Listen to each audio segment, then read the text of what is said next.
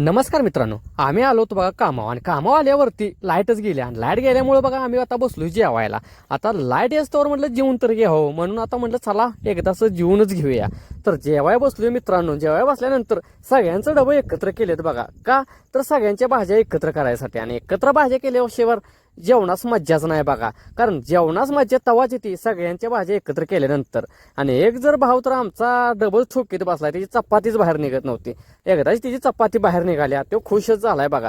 आता भाज्या बिज्या सगळ्या एकत्र केल्यात भावानं, विषय रांबडाच केलाय. आता भाज्या एकत्र झाल्यात म्हटल्यावर मिक्स व्हेजच झालंय. ते वेगळाच निराळाचा आनंद असतोय जेवताना.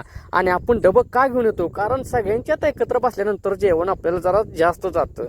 अशी कारणे माणसं देतात, पण तसं काय नाही. आपल्याला भूक लागल्यानंतर आपण जेवतोच भावानं.